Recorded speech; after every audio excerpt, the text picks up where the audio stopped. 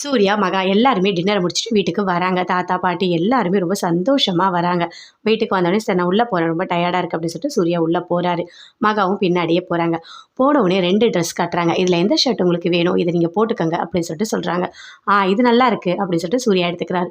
"Okay, எனக்கு ரொம்ப டயர்டா இருக்கு. நான் போய் படுக்கிறேன்." அப்படின்னு சொல்லிட்டு சூர்யா போயிட்டு படுத்துட்டாரு. மகாவும் படுத்து தூங்கிட்டு இருக்காங்க. அப்ப சூர்யாவுக்கு அப்படியே ஒரு மாரி விக்கல் வரா மாதிரி இருக்கு. நல்லா தூங்கிட்டாரு. அப்போ மகா சொல்றாங்க, "எனக்கு ரொம்ப சந்தோஷமா இருக்கு." அப்படின்னு சொல்லிட்டு மனசுக்குள்ளேயே பேசிட்டு இருக்காங்க. மகாவும் தூங்கிட்டாங்க. சூர்யா 2 பேருமே தூங்கிட்டு இருக்காங்க. அப்போ சூர்யாவுக்கு விக்கல் மாரி வருது. அப்படியே விக்கல் வந்தோனே எழுந்துக்கிறாரு. எழுந்து ஐயோ! தண்ணி கொஞ்சம் தூரமா இருக்குன்னு சொல்லிட்டு அப்படியே மகாவ எட்டி தண்ணி எடுக்கிறாரு. தண்ணி எடுக்கும்போது தெரியாம மகா மேல விழுந்துட்டாரு. அப்படியே மகா கத்துறாங்க. "எதுக்கு கத்துற? நான் தான்" அப்படின்னு சொல்றாரு சூர்யா. "எதுக்காக என் மூஞ்சில விழுந்து எனக்கு முத்தம் குடுத்தீங்க?" அப்படின்னு சொல்றாங்க. "என்னது நான் விழுந்தனா? நல்லா தெரிஞ்சுக்கோ. அங்க தண்ணி எடுக்க போனேன். எனக்கு விக்கல் வந்தது. அதனால தெரியாம விழுந்துட்டேன்.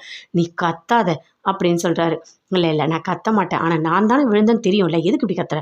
நீங்க தான் விழுந்தீங்கன்னு எனக்கு தெரியும். இருந்தாலும் நான் கத்திட்டேன் அப்படின்னு சொல்றாங்க. சரி தூங்கு அப்படின்னு சொல்லிட்டு சூர்யா சொல்றாரு. எனக்கு மனசுக்கு ரொம்ப சந்தோஷமா இருக்கு. இவரோட குணம் மாறிடுச்சு.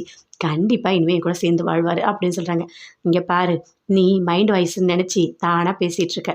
நீ பேசுற எல்லா விஷயமும் எனக்கு கேட்டுட்டு தான் இருக்கு அப்படின்னு சூர்யா சொல்றாரு. சரி அப்படின்னு சொல்லிட்டு அப்படி வெட்கப்பட்டுட்டே தூங்குறாங்க மகா.